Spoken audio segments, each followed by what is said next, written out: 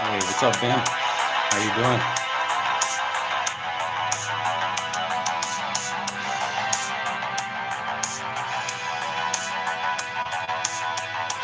Different location,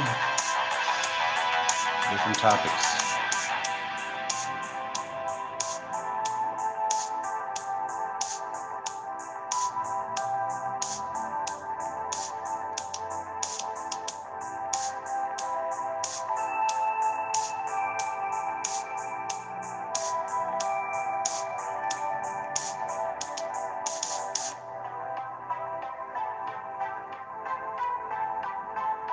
Oh, okay. No wonder I haven't seen you for a while.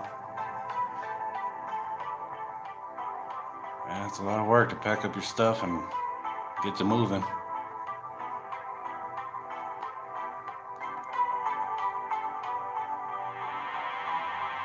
I hope everything's going well.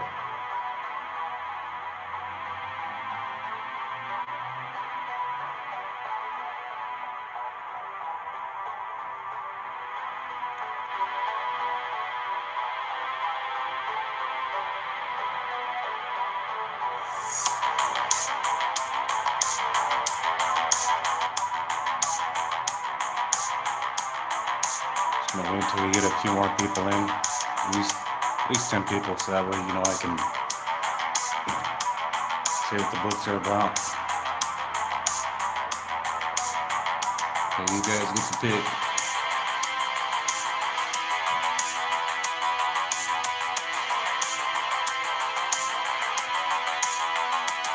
Oh, that's awesome, man. That's good of you, man. That's very nice of you to do that. God bless you, Ben. You're a good guy. If we go ahead and hit that like button, folks, I'd appreciate it.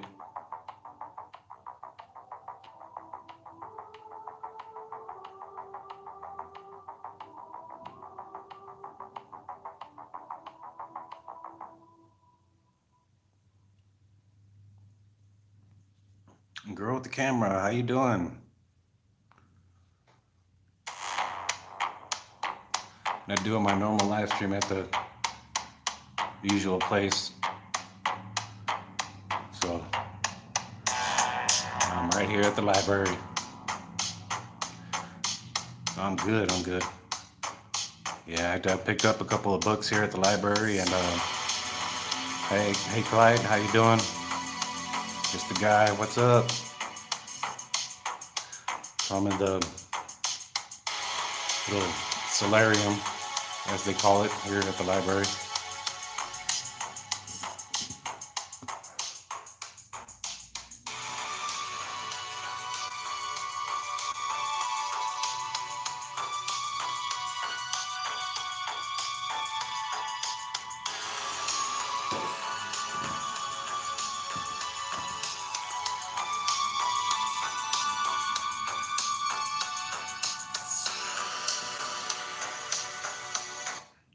Maybe we can go ahead and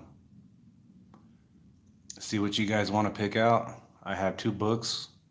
Um, One is called Mystery and Legends, Arizona, and the other one is about Navajo code talkers.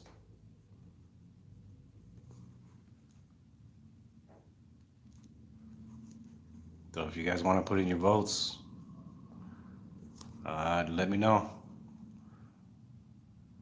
You got you put one for Mysteries and Legends of Arizona, or two for the Navajo code talkers. So if you guys can, you guys want to go ahead and vote, go right ahead.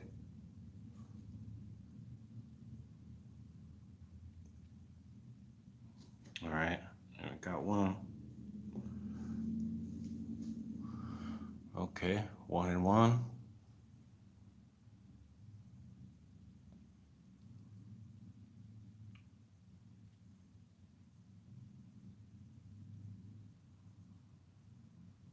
Yeah, yeah, I remember seeing that movie, man, called Code Talkers. It's Nicolas Cage and a few Christian Slater and all that.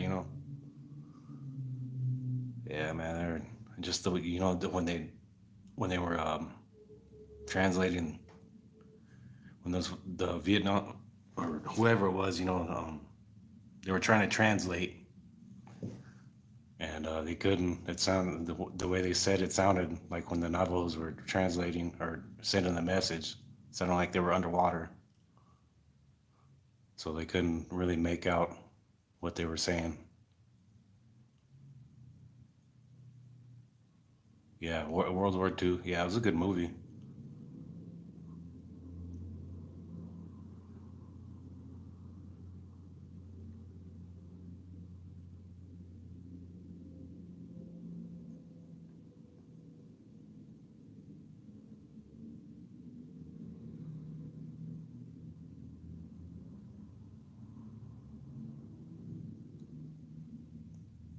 Hey, hey, five of a kind. What's happening, man?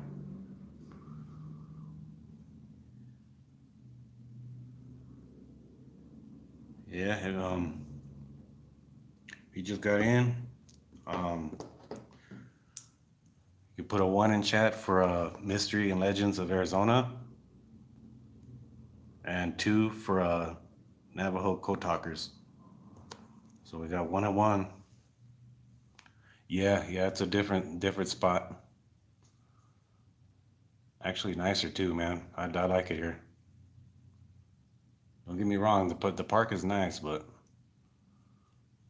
I'd rather be inside where it's quiet and you don't have no noise. Sometimes it gets a little frustrating when those cars are going by, and especially the diesel trucks and shit. All right. I guess we're doing mysteries and legends, guys. Um, we got another person in chat. It's Sci-Fi Bry. Hey, what's happening, man? No, it's the library, five of a kind.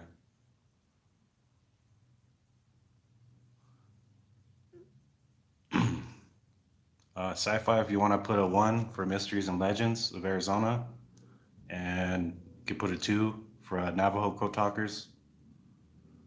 Um, hey, what's up, D? Decline.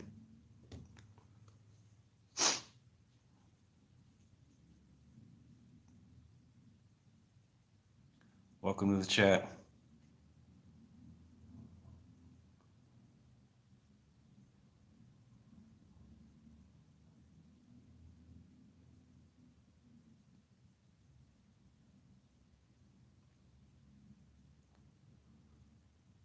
No, we're talking about books. I'm here at the library.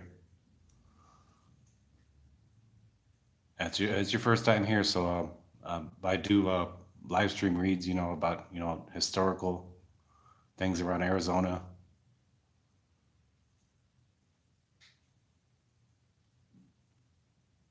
So I took advantage and I came over here to the library and picked up a couple of books and even asked if I could come in here, and it's nice and quiet in here.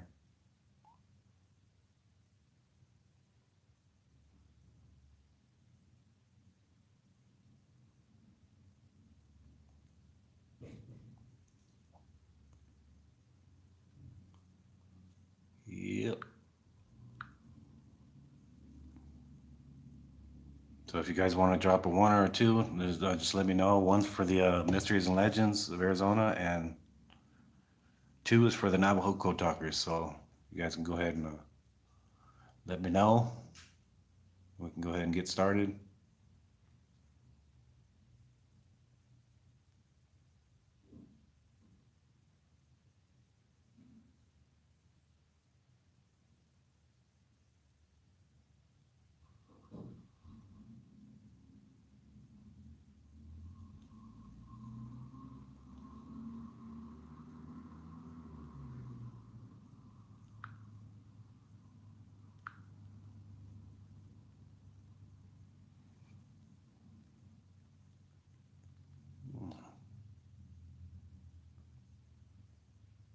All right, all right.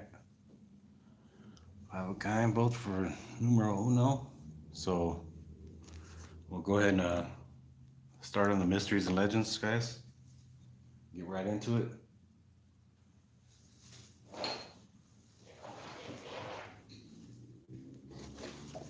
I do thank you guys for coming in. 6 and 6, 6 thumbs up, 6 people in chat. Could be more, but yeah, I thank you guys for being here. Alrighty, we'll get right into it. Ooh, this is gonna be a long one, guys. 15 pages. All right, let's get started. This one's chapter 1. It's called Ira Hayes, Arizona's Reluctant Hero.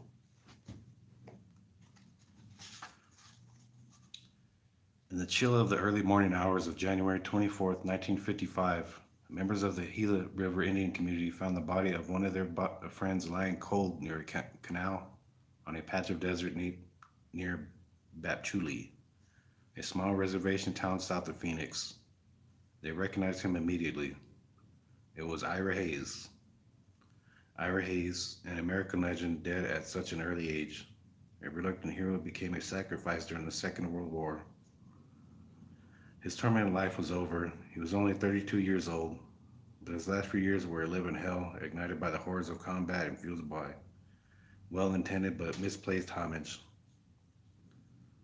Now, those who knew him best silently hoped that in his death he might find the peace that had eluded him for so many years. The coroner's report listed alcohol and exposure as the major causes of death. It made no mention of either grief or torment. All of these surely played a part.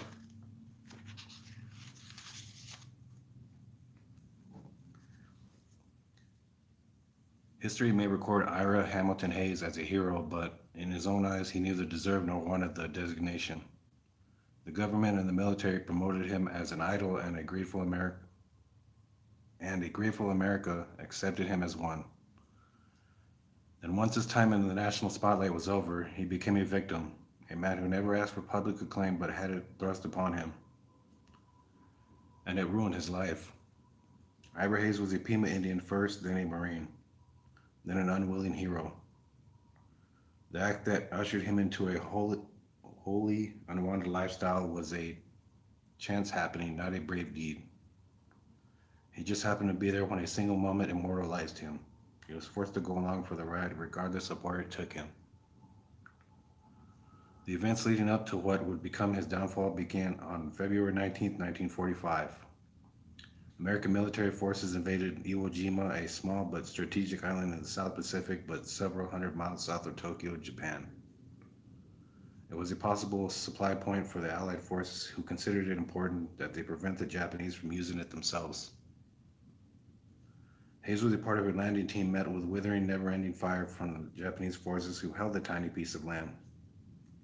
4 days later, on February 23rd, the invaders who had captured enough ground to take control. The officers in charge ordered a flag-raising ceremony atop Mount Suribachi, the highest point on the island at 516 feet above sea level. But the flag they hoisted was deemed too small by the higher-ups, so they gave the order for a second ceremony. This time, armed with a larger flag and accompanied by photographer Joe Rosenthal and about 40 fellow servicemen, 5 Marines and a Navy corpsman hiked to the top of the peak and planted the second banner. Rosenthal and an Associated Press cameraman snapped the picture. Days later, the photo appeared on the front pages of newspapers all across America.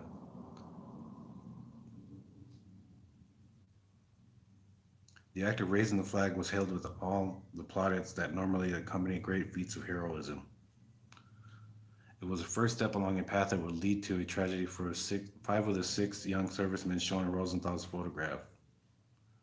3 of the flag raisers, Sergeant Mike Strank of Pennsylvania, Corporal Holland Block of Texas, and Private Franklin Sousley of Kentucky, died as the fighting continued on Iwo Jima. The other 3 were selected to tour the United States as spokesmen for war bond rallies. Each handled the assignment differently. John Bradley, the Navy corpsman from Wisconsin, did his duty but then kept his role in the incident a secret hiding it from even his family. And here's a picture of Ira Hayes.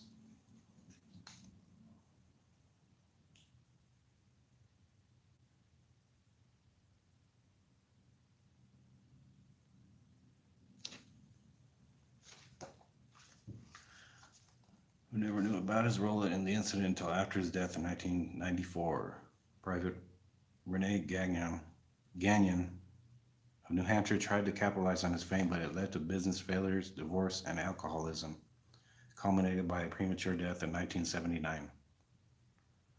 And Ira Hayes, the Pima Indian from Arizona, tried to run from it only to become a martyr. Rosenthal's image, which shows Hayes at the far left, was awarded a Pulitzer Prize and eventually became the world's most reproduced photograph. The fight for Iwo Jima stands at the worst battle in Marine Corps history with more than 20,000 casualties, more than they sustained during several months of battle at Guadalcanal. Ira Hayes was not among them, not at first.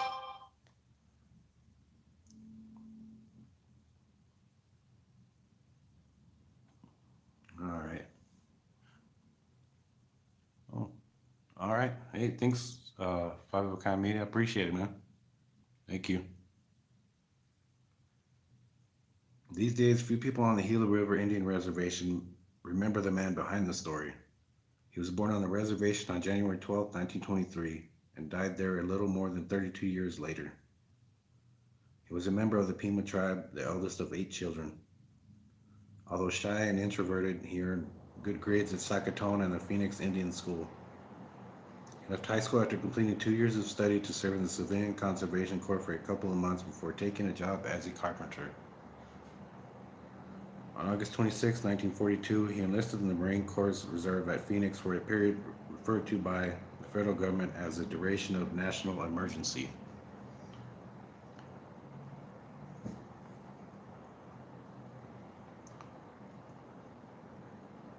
Hey, ex-bootlegger, what's happening, man? Hey, I thank you for dropping in, brother. We did a little something different today, so it's not my usual books, but you know the historical reference is still there. So I do thank you for joining. Appreciate it. After giving its approval, the tribe sent one of its sons off to fight. It was tradition in a way. The Pimas had always been known as protectors. After boot camp in San Diego, he was assigned to the parachute training school at Camp Gillespie, also in San Diego. He graduated a month later and was promoted to private first class. Because he was a Pima Indian, he also became known as Chief Falling Cloud among his fellow jumpers. At the time, there were overtones of racial prejudice against Hayes and other Native Americans in the service. If the nickname bothered him, Hayes never spoke of it. There was a war going on and he had a duty to perform. In December 1942, he joined a parachute battalion at Camp Elliott in California, and in March sailed with that unit for Noumea, New Caledonia. The following October, the battalion saw combat at Vella La Vella in the Solomon Islands, then moved north to Bougainville, where a campaign was already underway. The parachutists saw considerable action before leaving in January 1944. Hayes was ordered back to San Diego a month later. With his parachute unit disbanded, he was transferred to Company E, 2nd Battalion, 28th Marines of the 5th Marine Division Camp at Camp Pendleton. The company was sent to Hawaii for more training, then shipped to Iwo Jima for the attack that would eventually lead Hayes to his ill-fated encounter with fame.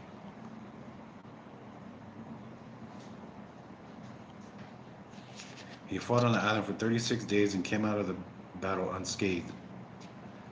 Yet when the war was over and all the ensuing furor came to an end, he returned to his homeland and told his friends that he felt a deep sense of guilt because he survived the assault on Iwo Jima while so many of his comrades didn't. And it also disturbed him that the incident, which raised him to the rank of hero, was something he considered minor and relatively unimportant. But the nation that elevated him to that status saw it differently. Rosenthal's photograph restored the faith of a war We American became the centerpiece for a huge fundraising drive. The War Department needed heroes and the Treasury Department needed money. Hayes, Gagnon, and Bradley were selected to fill both needs. They were taken out of the unit and sent on a national tour that eventually produced $2 billion for the war effort. The three young men were proclaimed heroes by the entire nation and drinking buddies by many of their admirers. Hayes, a non-drinker until then, was too polite to refuse when an extended hand usually held an alcoholic beverage. So he drank and made polite talk because he was a Marine and it was his duty. But beneath this thin veneer, there was a shy young man who simply wished to be left alone. He was a reluctant hero. Distant cousin Sarah Bernal told the Arizona Republic in a 1998 interview. The attention thrust upon him played a big part in his early death. The illustrious trio appeared at Bond rallies and portrayed themselves, although very briefly, in Sands of Iwo Jima, a war movie that starred John Wayne. They were brought in as actor consultants but were on the screen for just a few minutes. Were rarely asked for advice and they eventually realized they were being used by the producers to market the film because of their nationwide appeal. They also met celebrities and visited the White House where President Harry Truman called Hayes a great American hero. But the adulation only embarrassed Hayes. Hey, Rosie Things, what's happening?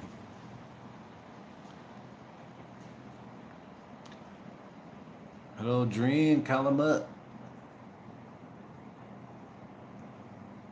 Welcome in, ladies. Welcome. It was supposed to be soft duty. He later told an interviewer, but I couldn't take it. Everywhere we went, people shoved drinks into our hands and said, "You're a hero." We knew we hadn't done that much, but you couldn't tell him that. And in another interview, he said, "How could I feel like a hero when only 5 men in my platoon of 45 survived? When only 27 men in my company of 250 managed to escape death or injury?" The tour continued anyway. The men were sent on a 32-city junket and 1.5 million people cheered them in Times Square. The press put them on a pedestal. The public wouldn't let them down. In his book, Flags of Our Fathers, author James Bradley, flag raiser John Bradley's son, wrote, "Ira in particular couldn't compute. It was a Beatlemania-like tour and a very hand clasp was like a knife in his heart because he felt like he was living a lie. The bright lights, the hero worship, and the glad handling began to take a, excuse me, folks. The glad handing began to take a toll. Hayes started drinking heavily and was removed from the Bond tour in Chicago and sent back to the 28th Marines at Hilo, Hawaii. 3 weeks later, he was promoted to corporal. At the end of the war, Hayes and his company were shipped to Sasebo, Japan, when they participated in the occupation of the defeated country. On October 25th, 1945, he boarded ship for the 11th time and returned to the United States, landing at San Francisco, where he was honorably discharged on December 1st, 1945. During his military career, Hayes was awarded a letter of commendation with commendation ribbon by Lieutenant General Roy S. Geiger, the Commandant General of the Pacific Fleet Marine Force, for his meritorious and efficient performance of duty while serving with the Marine Infantry Battalion during operations against the enemy of Vela, Lavella, and Bougainville and on Iwo Jima.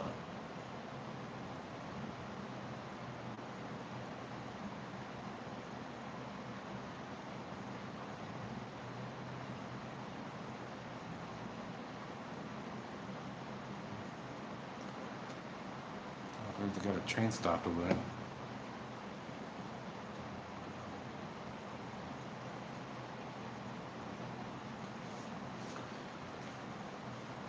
Let's see.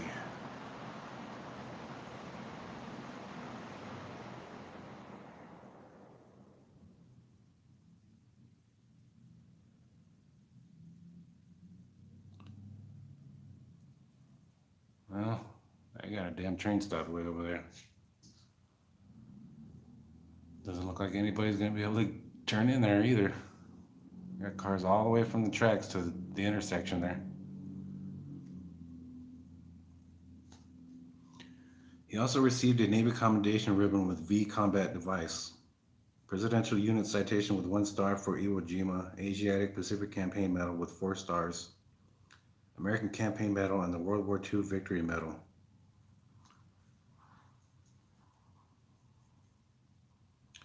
After his discharge, Hayes returned to his home and tried to return to the life he had known before 1942. In his vain attempt to regain anonymity, he returned more inward than ever, keeping the tortured thoughts about what he had seen and done during the war locked inside. But fame held him in an unyielding grip. People drove out to the reservation to shake his hand and have their pictures taken with him. Then they told other people, and the other people repeated the scenario until Hayes was forced to leave home, and because it was his only hope of finding solitude.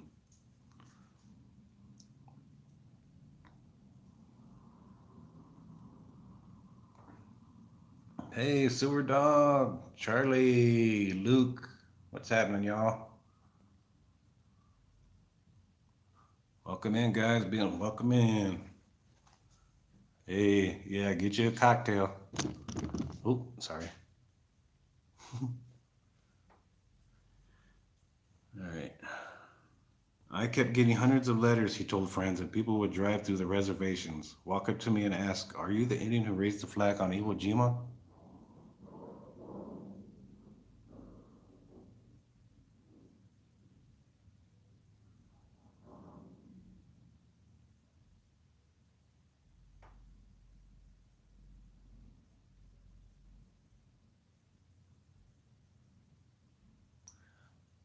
Sorry, guys, I'm over here. I'm looking at the intersection straight over there on Melee.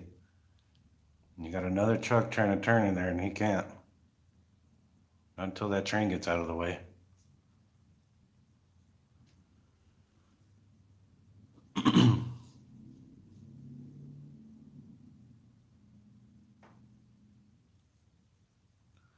After his discharge, Hayes returned to his home and tried to return to the life he had known before 1942. In his vain attempt to regain anonymity, oh, wait, I already did that.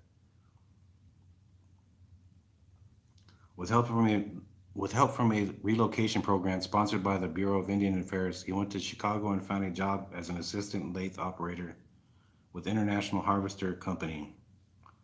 It removed him from the public eye, but the respite was only temporary. Once his employers found out who he was, they exploited him in their company magazine with an article entitled "Hero in Our Midst," which also included his Chicago address. Then came the inevitable. Once the public knew who he was and where he was, they wanted to meet a hero. The phone calls were endless both day and night, and people pounded on the door of his apartment demanding that they be allowed to speak with him. The pressure grew, so did his drinking problem. Then 3 weeks after the article appeared, the police picked him up in a Skid Row area of the Loop at 1 a.m. He was staggering. His shirt was torn and he was not wearing shoes. He was sent to jail.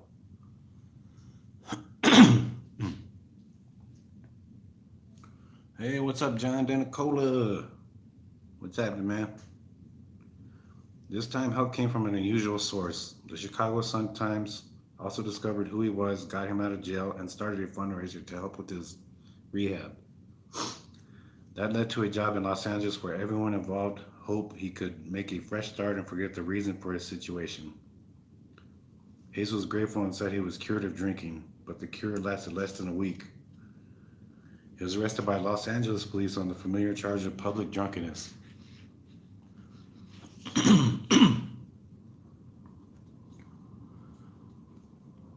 I was sick, he told his family and friends. I guess I was about to crack up thinking about all my good buddies. They were better men than me, and they're not coming back, much less back to the White House like me.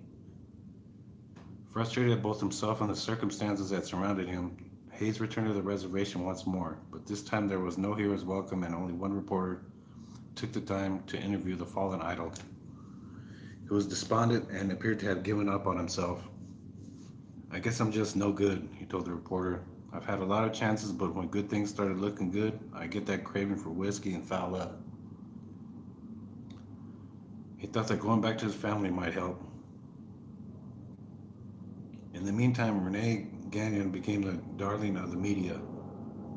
He had carried the flag up Mount Shuribachi and was the youngest survivor of the episode and willingly cooperated with interviewers. So his handsome face helped sell a lot of newspapers, but the same media that made him a hero later turned on him, producing lurid stories about his problems. John Bradley, the Navy corpsman, avoided all the heartbreak by remaining silent. He told his fiancée about it only once, on their second date. The couple raised a family that never knew of his involvement until James Bradley started digging into his father's past prior to writing his book.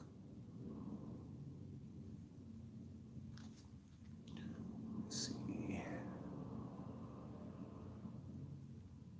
All right, guys. If you guys, any of the moderators, you guys want to drop each other's links, you guys are more than welcome to.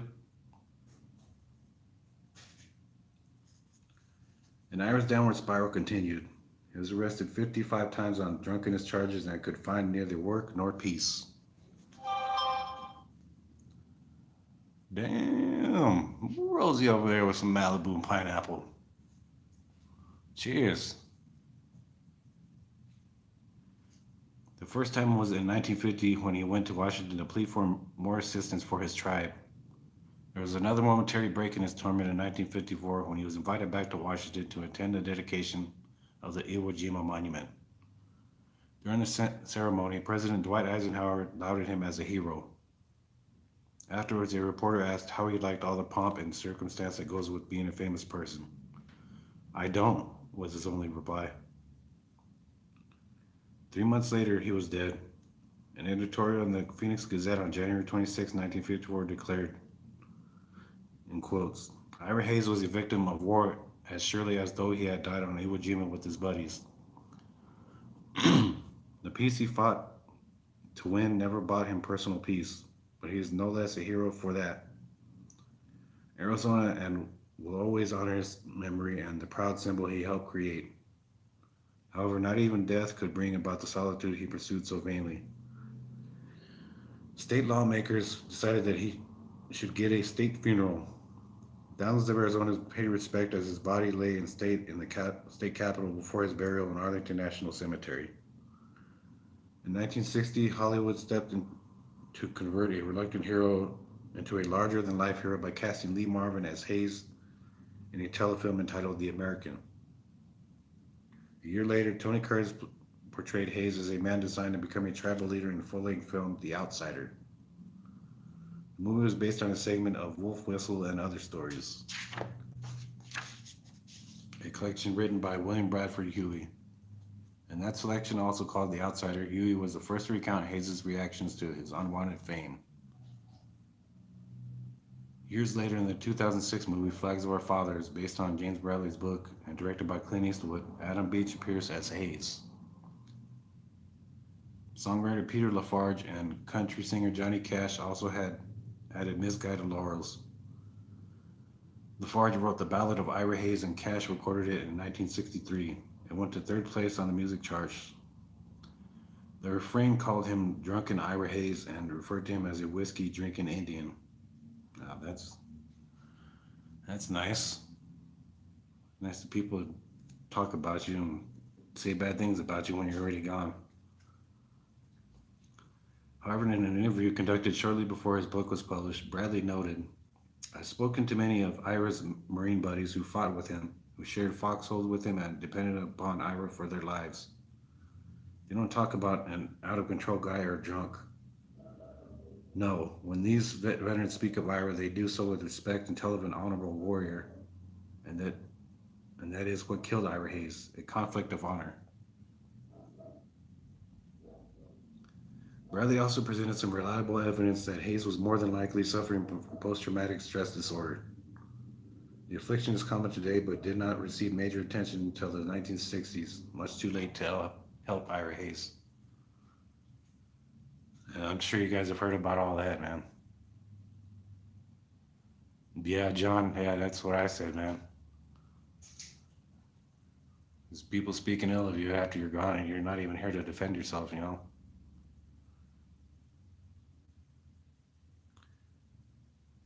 Typically, many kind of words are spoken about him after his death.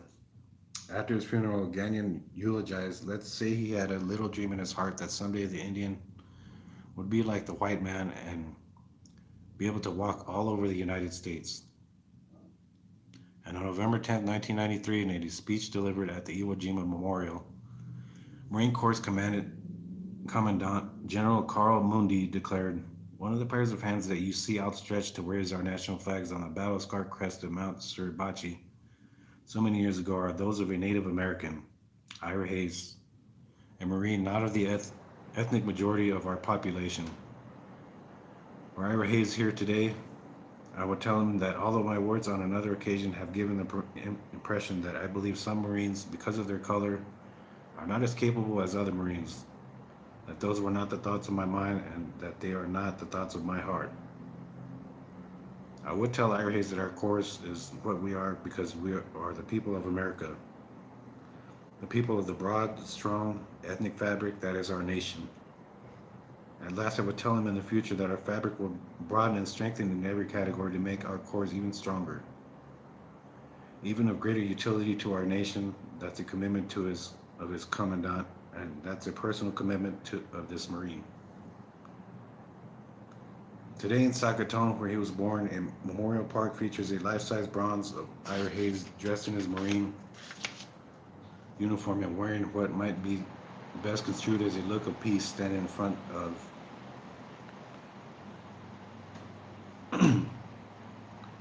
a plaque bearing a bas relief of the flag raising on Iwo Jima. And in Bapchuli, where he received his early education, Ira Hayes High School stands as the only upper-level school on the Gila River Reservation. There's a picture of him, guys. This is a memorial.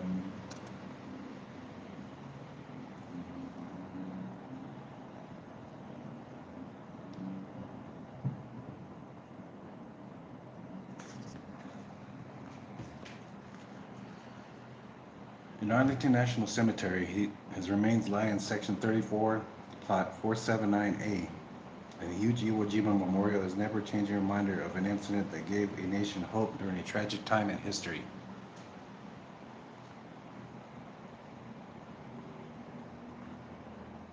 Two days after Rosenthal's photograph appeared, lawmakers rose from the floor of the Senate to call for a national monument honoring the flag raising.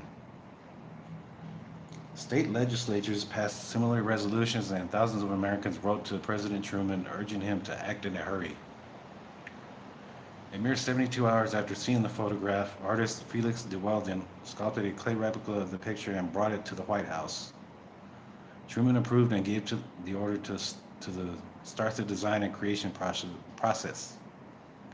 Hundreds of artisans worked on the project, and Hayes, Gagnon, and Bradley were all brought in to pose for their figures. The artists used photographs and measurements to recreate the images of Strank, Block, and Sousley. The work was dedicated on November 10th, 1954.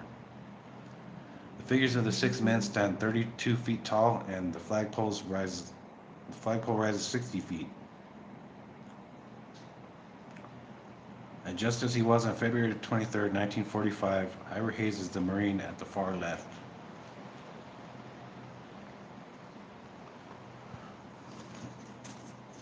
Yeah, that was him right there. So when you guys see that, that's the old Ira Hayes right there, man.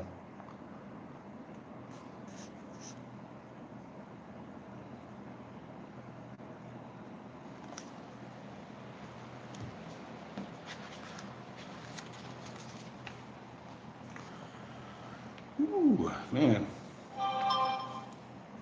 This is pretty good, man. I'd like this. This is right here. This is good. I like this read very much.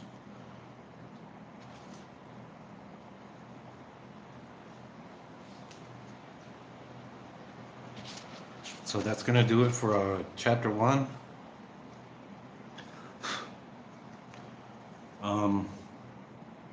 If you guys still want me to continue, I can still go on with the next one. This will be something different here. Each chapter is going to be something different about Arizona here.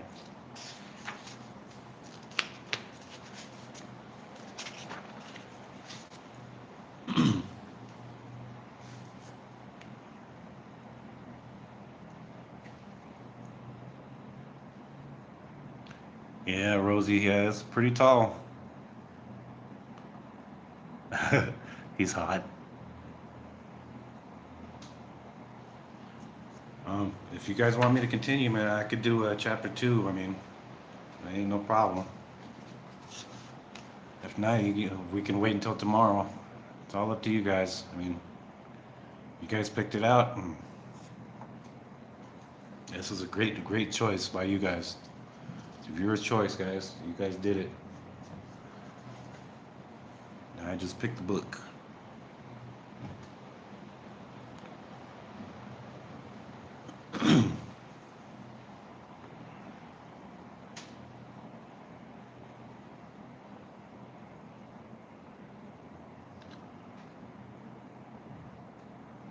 But if you guys,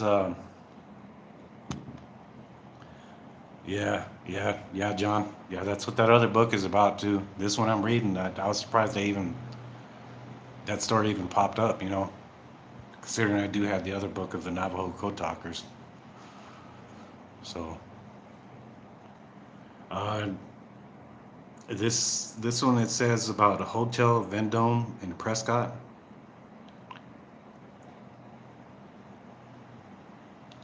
Girl with the camera. I don't think you missed anybody. I think you pretty much got everybody. I thank you very much. If you guys want me to continue, I mean, let me know. If not, we can go ahead and continue tomorrow. We can come back here and do it all again.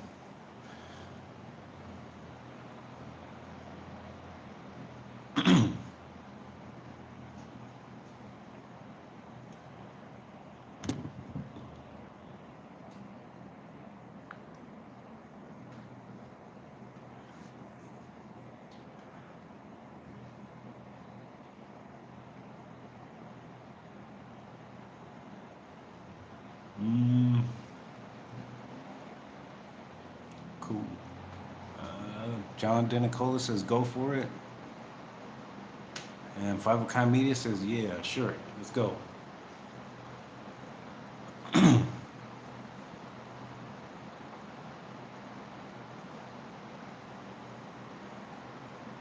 Hey, you having some trouble spelling there, Luke?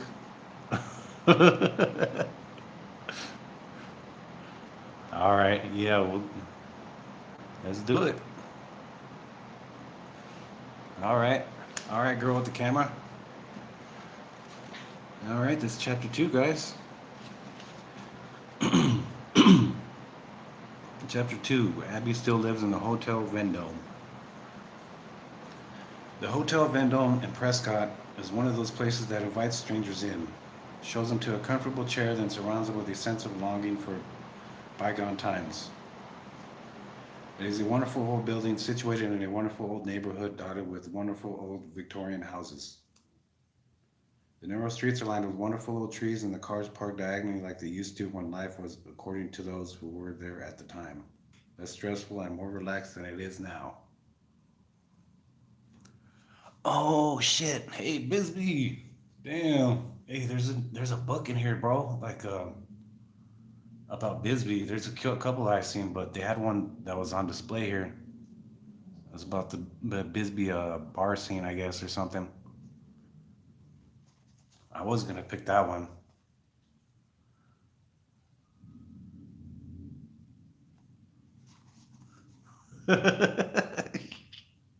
Yeah, that'll happen. It'll happen, man.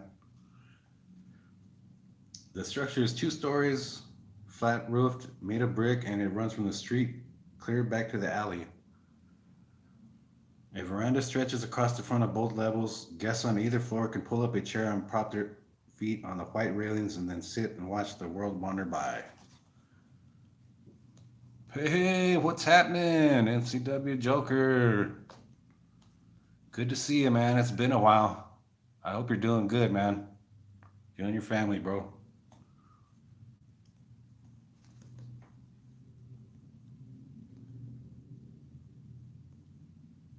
Yeah. The Bisbee bar scene. Hey, that's always good to hear, man. Good to see you. It's truly been a while, man.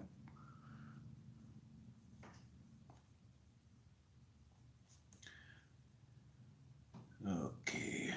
Guests also have the option of a delightful titi a titi in the hotel lobby, where a small wine bar dispenses clarets and ports while the guests pour over scrapbooks filled with clippings and testimonials about Abby and Noble, the resident ghosts.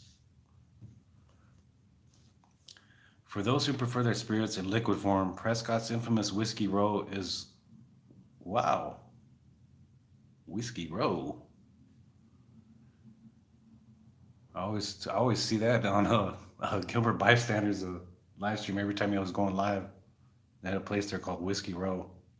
I wonder if that's the same spot. Might be.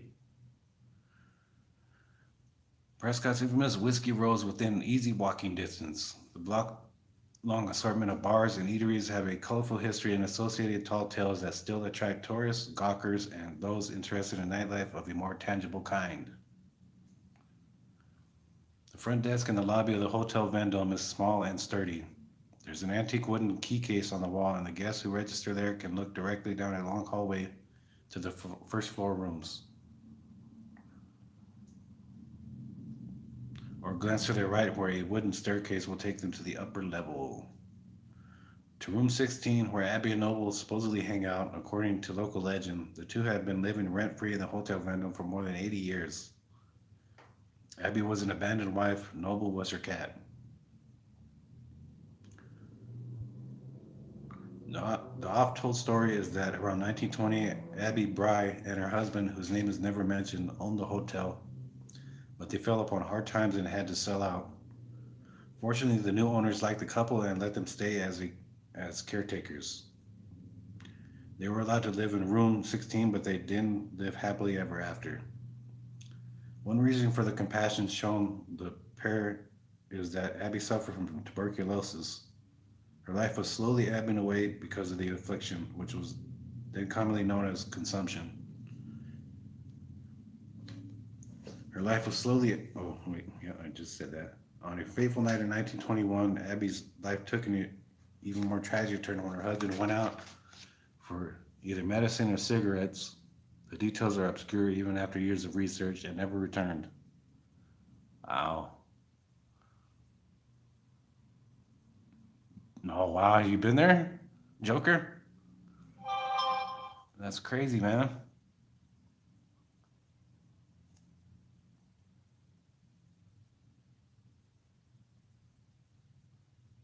Yeah, man, that's sad, man. It just to not even know where the person went. No. Unable to deal with both her illness and abandonment, Abby went to bed and never got up again. She refused all offers of food, medicine, and consolation, and after a short period of self imposed incarceration, she died in February 1921 at the age of 33. Damn, he's so young, man. According to the legend, Noble remained faithfully at Abby's side during her final ordeal and perished at almost the same time. And now the two roam the hallways, confusing the guests and sometimes even disturbing them. They make their presence known in a variety of ways. Some guests report actual encounters, others sense their body or something in the room with them, and some say they smell the fragrance of roses.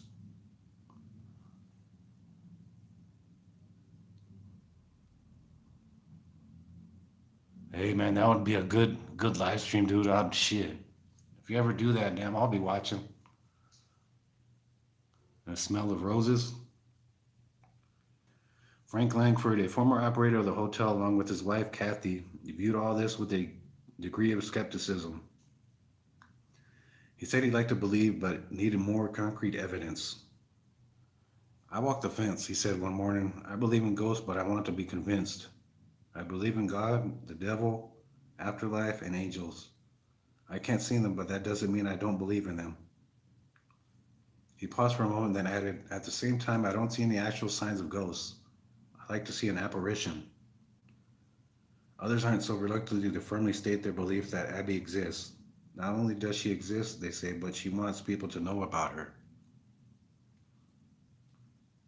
And the people respond in her favor. Many of the recollections. Here, no, let me show you guys a picture.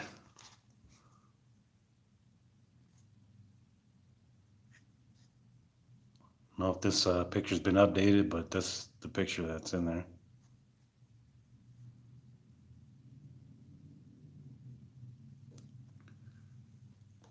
Many of the recollections are kept in their 3-inch thick scrapbook that is moved from the lobby to room 16 and back, depending on who's doing the house cleaning.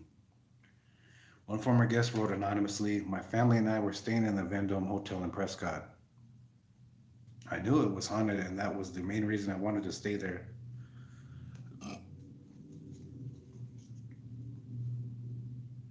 Yeah, yeah, that's crazy, man. My family and I were staying in the Vendome Hotel in Prescott. I knew it was haunted, and that was the main reason I wanted to stay there. I was in the room I shared with my brother watching television, and my family was all out on the porch talking. Suddenly, the room became deathly cold. I put on my thick jacket, and I was still freezing. This would not have bothered me so much if it had not been in the middle of the day and seconds before it had been warm. Wow. Getting goosebumps, and it's warm outside. That's.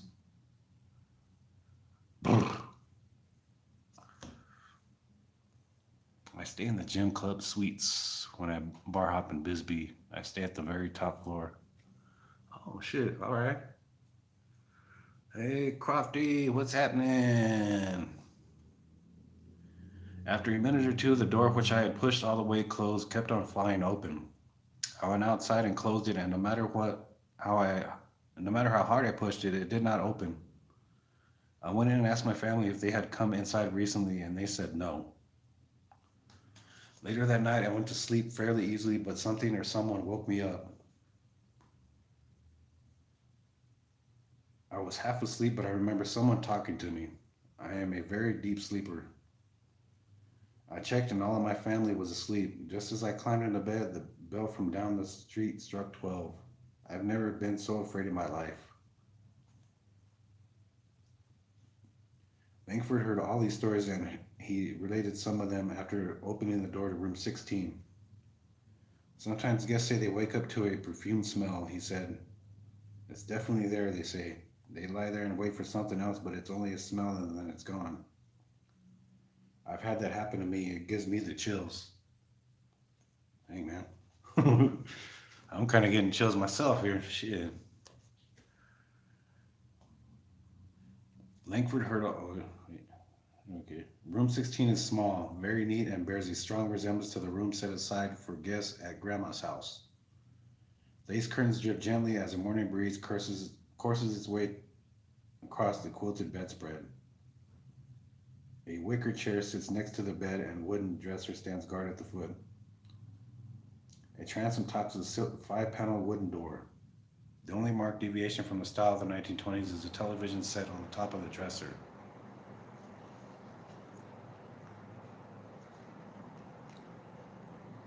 There's a second door in the room. It opens into a closet, empty except for a long purple dress that hangs mournfully off a circular bar. A full-length mirror is attached to the inside of the door. Visitors open the door cautiously because earlier guests have written that they have seen a wispy figure reflected in the mirror. The closet has significance, Langford said, because guests report a lot of unexplained activity there. Possible explanations include the story that Noble, the cat, was found hanging in the closet after Abby's death. Another tale says a young boy killed the cat and then hid its body in the closet. And a third version has it that the boy killed the cat and then buried it behind the hotel. There's a lot of speculation on what happened with that cat. But Langford also said Abby and Noble may not be the only ghosts in the hotel. There are allegedly several other spirits here, he said.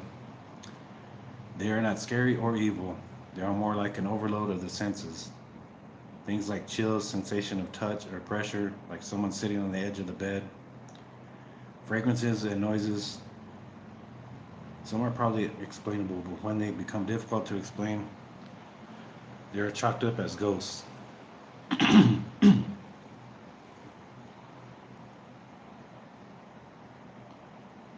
My closest encounter happened one day when I saw someone walk into room 16. He said, I just saw the person out of the corner of my eye. I'm not sure what it was, but it looked like a female wearing a white blouse and black skirt. And she had dark hair. I went into the room to make sure somebody wasn't using it for a seance, or maybe using the bathroom, but there was no one there.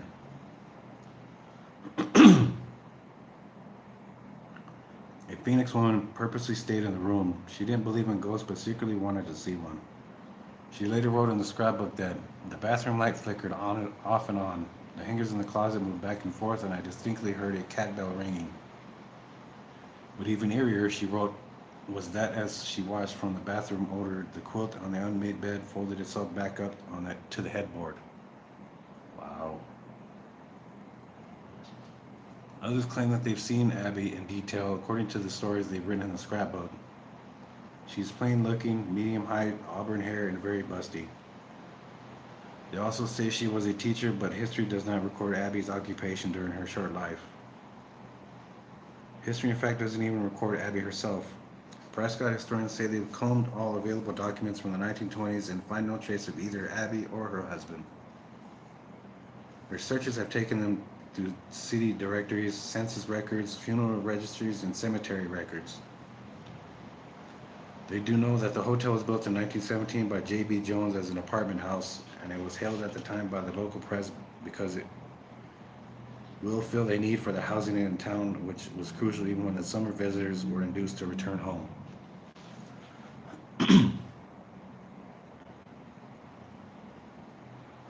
According to the bronze plaque out front, the building is the only Prescott example of a two-story structure built exclusively for residential use during the first quarter of the 20th century.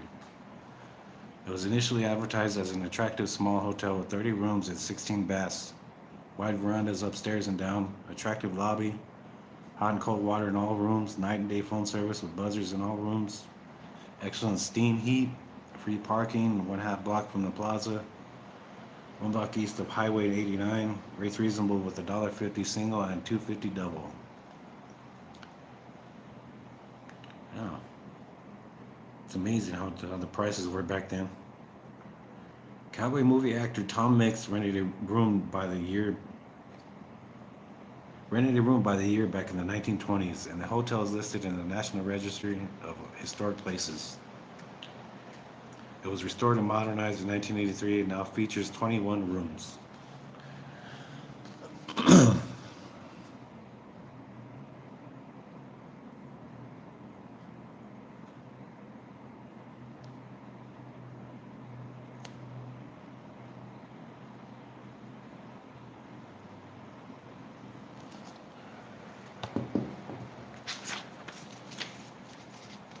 While he wasn't charged, Langford said he felt the hotel's history may also be involved with an alleged haunting.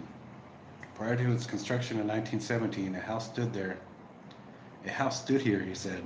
Maybe some of the ghosts are lingering spirits from the house. The old steam radiators definitely play a role. Although disconnected after the remodel in 1983, they were left in the rooms for ambiance. But even today, some ghosts say they rattle and clank like someone hammering a request for the superintendent to turn up the heat.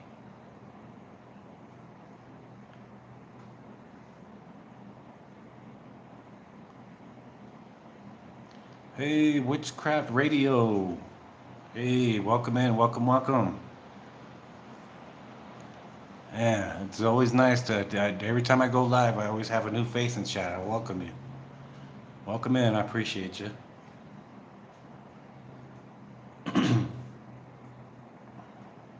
Among the other ghostly doings are light switches that turn off and on by themselves.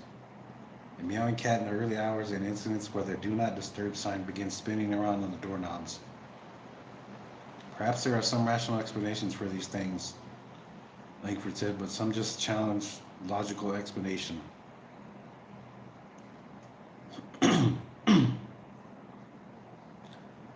Kathy Langford reported two such instances on ghostcorner.com, a now defunct website for fans of the area and unexplained. In one case, four women said they all woke up at 3 a.m. to the smell of a strong rose-scented perfume and a very cool breeze. The other report said a man walked out to the lobby at 3 a.m. to get a cup of coffee. Walking in the dimmed hall back to his room, he became aware that his shadow was not in sync with his body movement. He stopped, but the shadow continued down the hall and disappeared. He said he smelled perfume and a chill swept over him. He had not known that the hotel was said to be haunted, and he said he did not believe in ghosts. Some of the newspaper articles in the scrapbook quote current owner Rama Patel, who told reporters that some guests had seen Abby walking on the staircase and roaming the hallways.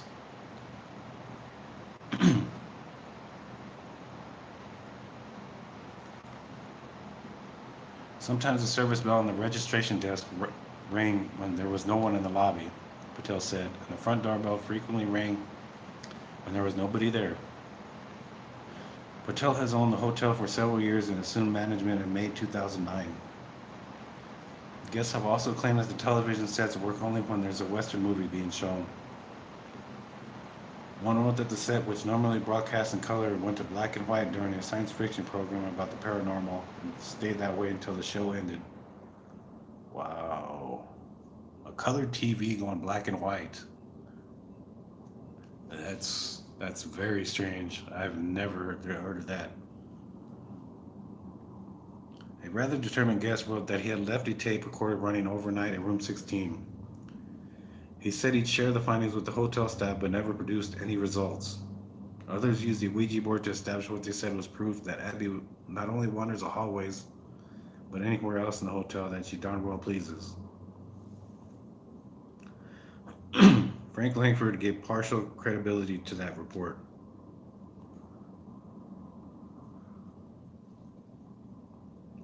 The sensations are mostly in room 16 but are not confined to it, he said. Rooms 19, 23, 25 also have had sightings and other reoccurrences. So if they are spirits, they are wandering spirits. The parapsychologists who have examined the hotel say there's definitely a female presence here, but say there's also a male. It's a real mystery. Several pages of the Abbey scrapbook contain photographs taken in room 16 and the adjacent hallways. Most of them don't show anything out of the ordinary, despite the claims of the photographers. But others clearly depict unexplained white blobs, while many claim are either Abby or other forms of non-worldly energy. Rama Patel said she was never had any close encounters with any kind of spirit in the hotel, but admitted that there have been incidents in which faucets and fans turned themselves off and on. You see what you want to see, she said. Mysteries such as this are common in Prescott. An anonymous contributor to the ghost chat room tells about seeing a woman holding a baby in the room she shared with a boyfriend in the Hasayampa Hotel, another of the city's older and highly regarded establishments. Possibly even eerier is the ghost who lives in the Prescott Fine Arts Association Theater just a few blocks south of the Hotel Vendome. The theater is housed in what used to be the Church of the Sacred Heart of Jesus, built between 1891 and 1895. A brick rectory next to the church was added in 1915. By the early 1960s, the congregation had outgrown the church, so it moved to a new one. The old structure was converted to a combination gallery and theater in 1969, and the ghosts began appearing shortly after that. I was just following them around, eh? Local lore said it's the ghost of Father Edmund Clausen, an itinerant Catholic priest who worked among the Indian tribes and was affectionately known as Father Michael. The priest often stayed in the church, and so the story goes, once saved the life of a fellow priest by breaking down a door and rescuing him when a fire swept through the building. Father Clausen died under mysterious circumstances in 1902, and members of his Native American congregation brought his body to the church. He was originally buried under the altar, but was later disinterred and reburied in a local cemetery. Oh, that's a strange place to bury somebody, and then I think, hey, it should be better in a cemetery. That's just weird, just bury him under the altar. But his ghost stayed on, according to some. And now when actors are getting in the costume in the dressing rooms located in the old rectory, they say they hear the priest ghost rattling the door on the second floor. One director claimed that he saw a shadow crossing in front of a painted moon on the back of his set. And the director of the play, Blythe Spirit, told friends that one night after the audience had left, he and three actors were on stage making a post-production check when three glasses rose from a bar, then dropped on the floor and shattered. As is the case with most ghost stories, some believe, others don't. Rama Patel has adopted the philosophy. Although she talked freely about Abby and Noble and any other ghosts that may be wandering around the hotel, she doesn't use them as marketing agents. The Vendone's brochures toured Prescott's ideal weather. The national forest filled with tall pines, nearby antique shops, hiking trails, and fishing spots, but only make a brief reference to the two non-paying guests. Legendary and full of history, the hotel is said to have had many owners since 1917, and one so memorable, her friendly spirit is said to remain in room 16 with her cat. Scrapbooks grow along with the legend, Patel added. We try to keep the scrapbooks credible with first-hand information, and we welcome those who believe and those who don't. It's not dissimilar to religion. Then she concluded, Abby is a good story filled with an air of mystery and romance, so if there are ghosts here, I don't mind people calling them Abby or Noble. That's going to do it for that one, guys. The end of chapter 2 there. All right. Man. That one was, these are interesting. I can't believe I haven't even checked these out before. Like, I'm still waiting to get to the other one.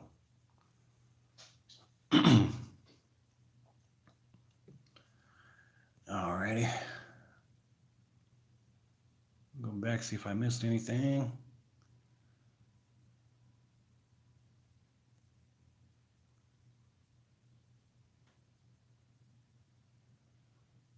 Five Kind said, I went with a gang of us Yaqui natives to party.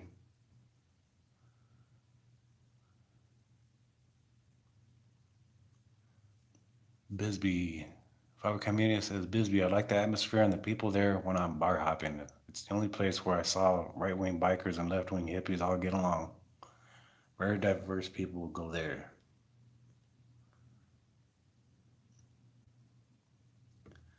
Yes. Oh man, thank you guys very much, very very much, man. I'm glad everybody showed up today. Just yesterday, it was just not my day. When I was reading the book of about Nogales, some of those pages, man, just they never ended with the sentence, but the sentence ended with a period. There'd be like a paragraph right at the end, and then it would continue on until the next page. So I had to bring that one back. I don't know. I just didn't like that the way they printed it out. If you guys are like me, I mean, you guys are very particular when you're reading the book. You get to the end of the page, and it's got to have a period at the end of it. And for it to go on like that, it's just, I don't know. I guess it's an OCD thing, I guess. But if you guys can if you guys can donate anything is very much appreciated. I'm gonna see about getting my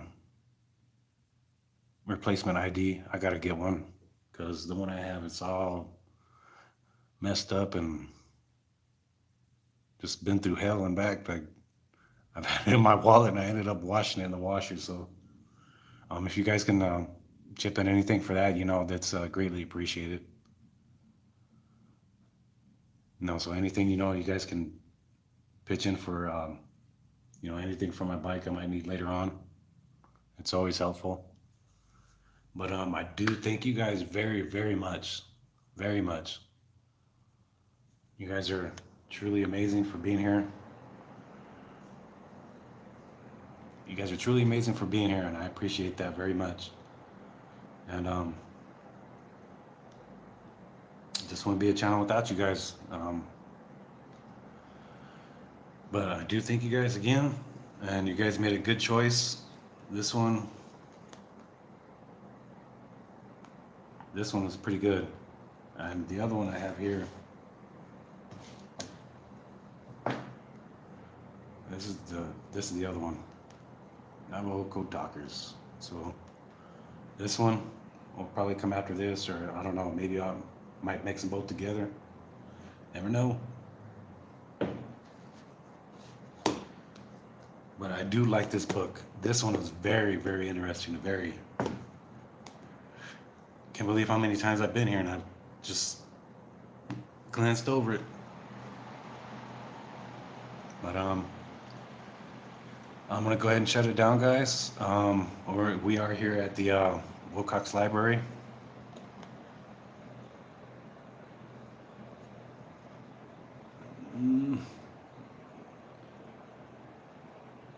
That's the solarium.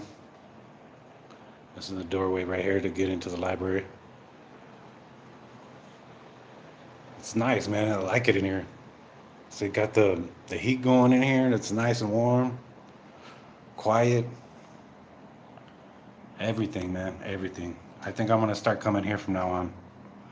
Yeah, this will be the place right here. I like the park, but right now, as it is, it's kind of cold and everything, So right here is perfect. I thank you guys. 2 thumbs up. Great choice. That's because of you guys. And we'll catch you guys on the next one. Yeah, I'm about to head out, Bisbee. So yeah. I thank you guys very much for coming to my channel. Jose G. This is Lone Wolf of Arizona, guys. I appreciate it. Much love. Thank you guys, and we'll catch you guys mañana.